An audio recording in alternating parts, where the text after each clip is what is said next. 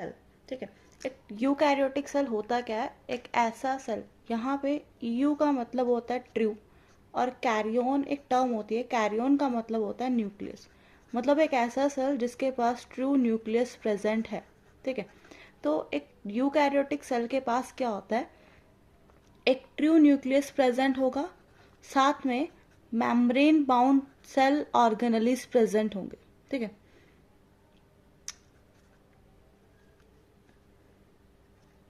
True nucleus present होगा और membrane bound cell organelles present होंगे।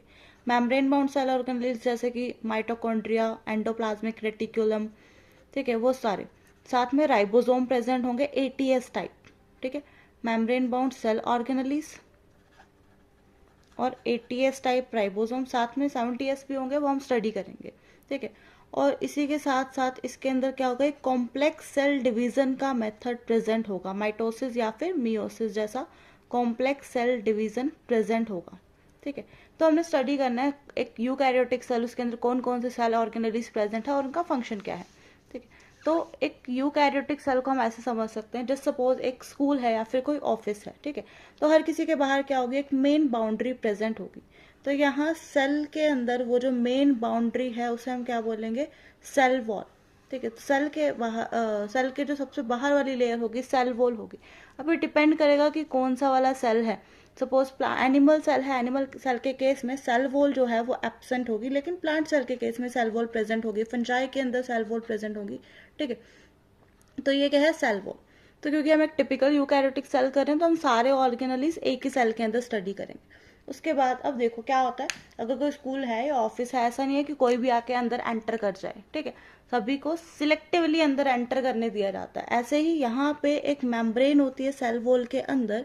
अगर एनिमल सेल का केस है तो ये आउटर मोस्ट मेम्ब्रेन है, अगर ये प्लांट सेल है या फिर फंजाई है तो ये क्या है, आउटर मोस्ट मेम्ब्रेन नहीं होगी, उसके बाहर सेल वॉल भी प्रेजेंट होगी साथ में, ठीक है। तो यहाँ पे ये वाली जो मेम्ब्रेन है, ये कौन सी वाली मेम्ब्रेन है, plasma membrane, which is selectively permeable. ऐसा नहीं होता कि किसी भी चीज को अंदर आने दिया जाए, बहुत ही सिलेक्टिव चीजें होती हैं जिसे सेल के अंदर एंटर करने देगी, ठीक है। उसके बाद क्या होगा, प्लाज्मा मेम्ब्रेन है साथ में। अब देखो जैसे हर किसी ऑफिस के अंदर क्या होता है, हर किसी कंपनी के अंदर या फिर स्कूल के अंदर क्या होता है, एक मेन ऑफिस प्रेजेंट होता है। ऐसे सेल के अंदर क्या होता है, एक न्यूक्लियस प्रेजेंट होगा। यूकैरियोटिक सेल है तो एक मेम्ब्रेन बाउंड स्ट्रक्चर यानी कि न्यूक्लियस प्रेजेंट है। ये इसकी दो मेम्ब्रेन है, inner membrane and outer membrane, ठीक है। तो यहाँ इस न्यूक्लियस के अंदर जैसे ऑफिस में क्या होता है, एक बॉस होता है, तो यहाँ पे बॉस कौन होता है, डीएनए, ठीक है। न्यूक्लियस के अंदर डीएनए प्रेजेंट होता है। अब हमने देखा होगा, ऐसा तो है नहीं कि स्कूल के अंदर प्रिंसिपल खुद बाहर जाए जाके ऑर्डर दे, वो क्या करता है, अपना ऑर्डर किसी और के थ्रू पास आउट करेगा। ऐसे यहाँ पे क्या होगा, डीएनए से आरएनए बनाया जाता है, आरएनए मॉलिक्यूल। अब ये आरएनए मॉलिक्यूल इस न्यूक्लियस से बाहर आएगा, ठीक है। इस आरएनए के मॉलिक्यूल के ऊपर राइबोसोम आके अटैच होंगे और राइबोसोम इससे क्या बनवाएंगे, प्रोटीन बनवाएंगे, तब जाके सेल का क्या होगा, सारा का सारा काम होगा। ये वाला स्ट्रक्चर क्या है, ये राइबोसोम है, ये ग्रीन कलर का, ठीक है। अल्टीमेटली इससे क्या होगा, प्रोटीन बना दिया जाएगा, तब जाके सेल का सारा काम होगा। ये जो डीएनए से आरएनए बनने की प्रोसेस है, देखो डीएनए से जब आरएनए बनता है उस प्रोसेस को हम क्या बोलते हैं, ट्रांसक्रिप्शन। और आरएनए से जब प्रोटीन बनेगा उस प्रोसेस को हम क्या बोलेंगे, ट्रांसलेशन, ठीक है। ये वाली प्रोसेस हुई हमारी ट्रांसक्रिप्शन, ठीक है। और ये वाली जो प्रोसेस होती है क्या होती है, ट्रांसलेशन। तो यहाँ पे भी क्या हुआ, डीएनए से आरएनए बना, आरएनए बाहर गया साइटोप्लाज्म के अंदर, उसकी क्या हुई, ट्रांसलेशन हुई, ट्रांसलेशन के बाद क्या है, प्रोटीन बना, और बाकी के सारे काम जो है वो इनकी हेल्प से हुए, ठीक है। फिर इसकी क्या है, प्रोसेसिंग होगी। अब ये जो न्यूक्लियस की आउटर मेम्ब्रेन है, ये वाली है इनर मेम्ब्रेन, ये है आउटर मेम्ब्रेन। ये जो आउटर मेम्ब्रेन है ये कई बार ऐसे कॉन्टिन्यूस होगी, यहाँ पे मेम्ब्रेन नहीं आएगी, यहाँ से क्या हो गया, ऐसे कॉन्टिन्यूटी में चली जाएगी, एक रेटिकुलम बनाएगी यानी कि नेटवर्क लाइक स्ट्रक्चर। ये होगा हमारा एंडोप्लाज्मिक रेटिकुलम, ठीक है। ये एंडोप्लाज्मिक रेटिकुलम है। सपोज इस एंडोप्लाज्मिक रेटिकुलम के ऊपर राइबोसोम्स अटैच हैं, ठीक है। अगर एंडोप्लाज्मिक रेटिकुलम के ऊपर राइबोसोम्स अटैच होंगे तो वो इसे क्या देंगे, रफ अपीयरेंस देंगे। तो इस वाले एंडोप्लाज्मिक रेटिकुलम को हम बोलेंगे रफ एंडोप्लाज्मिक रेटिकुलम। इसका फंक्शन क्या होता है, प्रोटीन सिंथेसिस में हेल्प करना, ठीक है। ये जो रफ एंडोप्लाज्मिक रेटिकुलम है ये प्रोटीन सिंथेसिस में हेल्प करेगा। उसके बाद अगर दूसरा वाला रेटिकुलम है, ठीक है, यहाँ पे एंडोप्लाज्मिक रेटिकुलम प्रेजेंट है लेकिन इसके ऊपर राइबोसोम्स प्रेजेंट नहीं है, ठीक, तो इसे हम क्या बोलते हैं, स्मूथ एंडोप्लाज्मिक रेटिकुलम, या फिर शॉर्ट में इसे हम SCR लिख सकते हैं। ये हो गया हमारा स्मूथ एंडोप्लाज्मिक रेटिकुलम।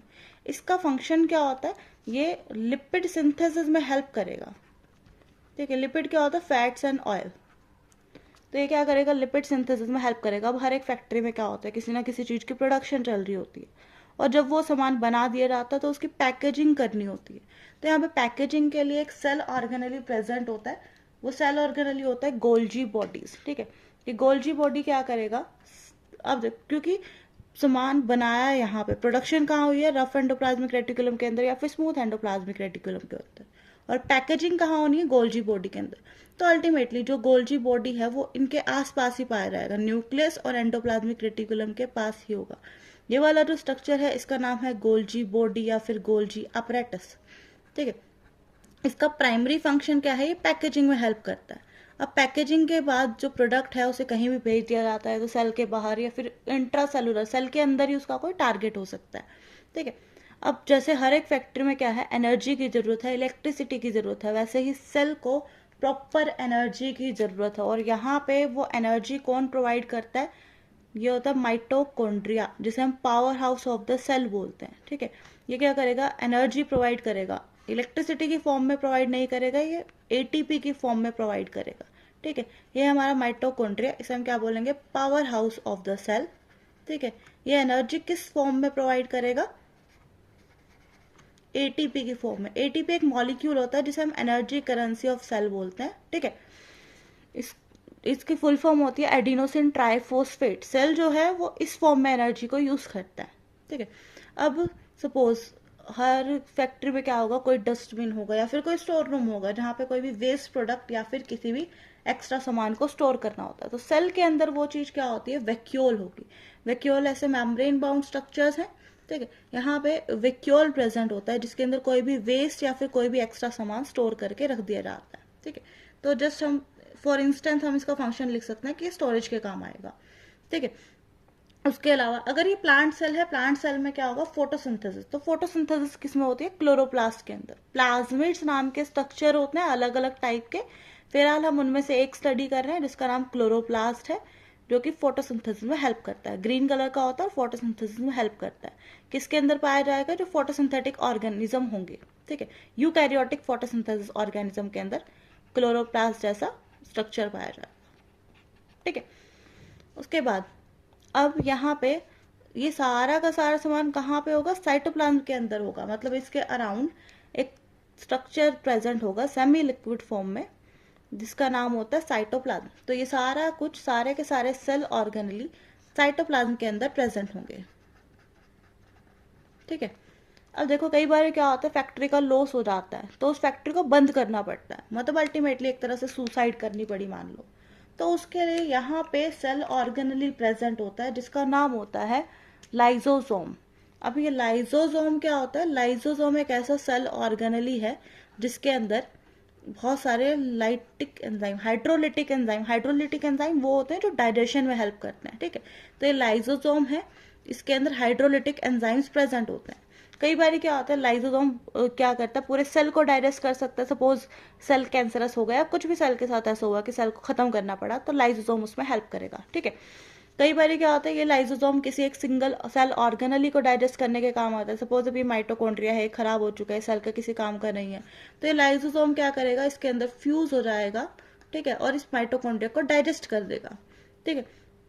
तो माइटोकॉन्ड्रिया यहाँ पे नहीं रहेगा। तो ऐसे ही ये सारे सेल ऑर्गेनली मिलकर काम करते हैं। अब सेल के अंदर क्या होता है, ये सारी चीजें अपनी ही एक डिसाइडेड ओरिएंटेशन में होंगी, हर कोई अपनी जगह पे होगा, मतलब ये सर्कुलेट भी करेंगे लेकिन इनकी पोजीशन चेंज नहीं होगी, ठीक है।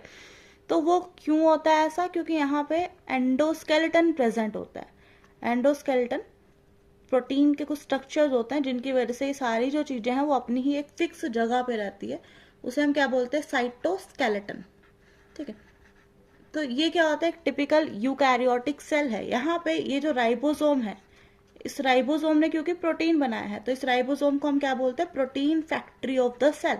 ठीक है, राइबोसोम क्या होगा, protein factory of the cell, क्योंकि ये प्रोटीन बनाने में काम करेगा। ठीक है,